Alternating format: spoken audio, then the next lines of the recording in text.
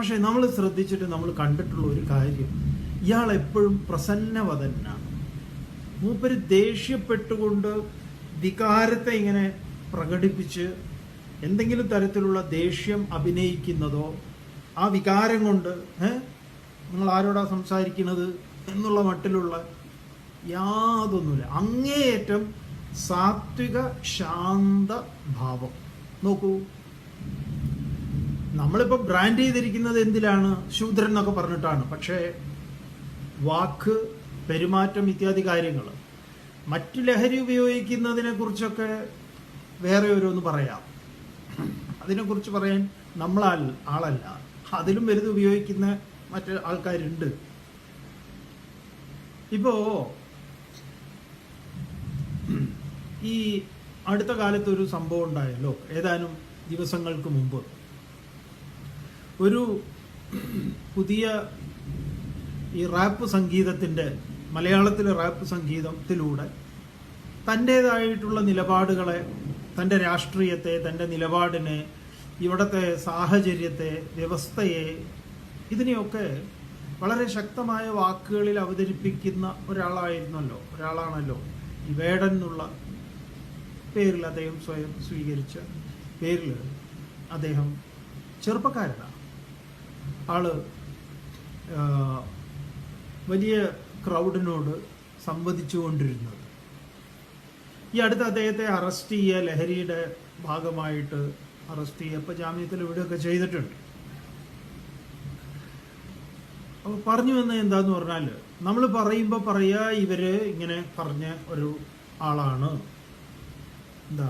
നിറമൊക്കെ കറുപ്പും കാര്യങ്ങളുമാണ്.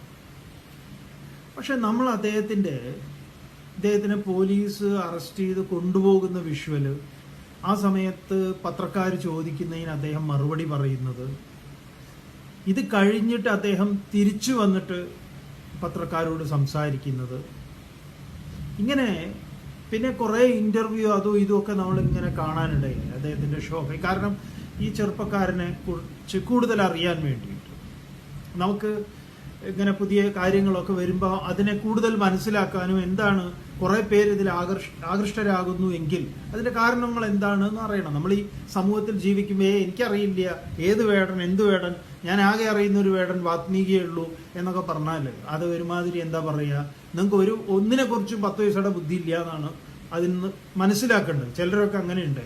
കാരണം എനിക്ക് ബ്രഹ്മത്തെക്കുറിച്ച് ചോദിക്കൂ എന്നോട്, ഞാനൊരു ആധ്യാത്മിക സ്വാമിയല്ലേ, വേടനെ കുറിച്ച് ചോദിച്ചാൽ എനിക്കറിയുന്ന വേടൻ പണ്ട് 2 ക്രൗഞ്ചമിഥുനങ്ങൾ അമ്പെയ്ത വേടന, ആ വേടനോട് മാ നിഷാദ ഹരിത കാട്ടാള എന്ന് പറഞ്ഞതേ എനിക്കറിയുള്ളൂ എന്നൊക്കെ പറഞ്ഞാലോ, അതല്ല. നിങ്ങൾ ഈ വ്യാവഹാരിക ലോകത്തിൽ ജീവിക്കുന്നവരോട് സംവദിക്കുമ്പോൾ അവരുടെ മനോമണ്ഡലങ്ങൾ ഏതൊക്കെ വ്യാപാരങ്ങൾ നടത്തുന്നു അതിൽ നിന്ന് വേണം സംസാരിക്കാൻ. അപ്പോഴേ അവർക്കിത് മനസ്സിലാവുള്ളൂ. അതാണ് നമ്മുടെ പക്ഷം. പറഞ്ഞു വന്നത്, ഈ മനുഷ്യന്, ഇദ്ദേഹത്തെ, ഈ ചെറുപ്പക്കാരന്, സുന്ദരനാണവൻ, നല്ല മിടുക്കനാണ്. കാഴ്ചയിലും അവൻ്റെ ശബ്ദം നമുക്ക് ഒരു ഉള്ളിൽ തട്ടുന്ന ശബ്ദമാണ്. ഒരു നീറ്റലുണ്ട് ആ ശബ്ദത്തിന്. അതാണ് നമ്മൾ മനസ്സിലാക്കിയിട്ടുള്ളത്. ഒരു നീറ്റലുണ്ട്, മറ്റുള്ളവർ അതിൽ നീറ്റലും ഉണ്ട്, ആ നീറ്റലിൻ്റെ അഗ്നിയുമുണ്ട്. അതുകൊണ്ട് ചൂടുള്ളതാണ്, നല്ല ചൂടുള്ളതാണ്. പക്ഷെ നമ്മൾ ശ്രദ്ധിച്ചിട്ട് നമ്മൾ കണ്ടിട്ടുള്ള ഒരു കാര്യം, ഇയാൾ എപ്പോഴും പ്രസന്നവദനാണ്.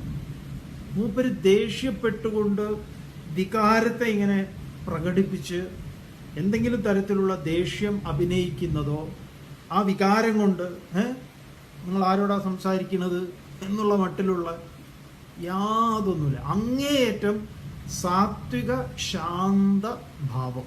നോക്കൂ, നമ്മളിപ്പോൾ ബ്രാൻഡ് ചെയ്തിരിക്കുന്നത് എന്തിലാണ്? ശൂദ്രൻ എന്നൊക്കെ പറഞ്ഞിട്ടാണ്. പക്ഷേ വാക്ക്, പെരുമാറ്റം ഇത്യാദി കാര്യങ്ങൾ, മറ്റു ലഹരി ഉപയോഗിക്കുന്നതിനെ കുറിച്ചൊക്കെ വേറെ ഓരോന്ന് പറയാം.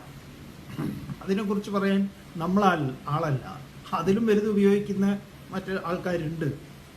ഇരിക്കട്ടെ, ഈ പറഞ്ഞ വരേണ്യത്തിലെ ആശാന്മാർ. അപ്പോൾ പറഞ്ഞു വന്നത്, നമ്മൾ ഒരാളുടെ വാക്കുകൾ സ്പോണ്ടേനിയസ് ആയിട്ട് അവരെങ്ങനെയാണ് സംസാരിക്കുന്നത്, വിദ്വേഷത്തിന്റെ, പ്രതികാരത്തിന്റെ, അതൊന്നും നമ്മൾ കണ്ടിട്ടില്ല, നമ്മുടെ ശ്രദ്ധയിൽപ്പെട്ടിട്ടില്ല. ഇനി എന്തെങ്കിലും ഉണ്ടെങ്കിൽ നിങ്ങൾക്ക് നമ്മുടെ ശ്രദ്ധയിൽ പെടുത്താം, നമ്മുടെ ശ്രദ്ധയിൽ പെടാതെ പോയതാണോ എന്നുള്ളത്. നമ്മൾ പലപ്പോഴും ഇങ്ങനെ നിരീക്ഷിക്കാറുണ്ട്, ആളുകളെ, പൊതു രംഗത്ത് നിൽക്കുന്നവരെ നിരീക്ഷിക്കാറുണ്ട്.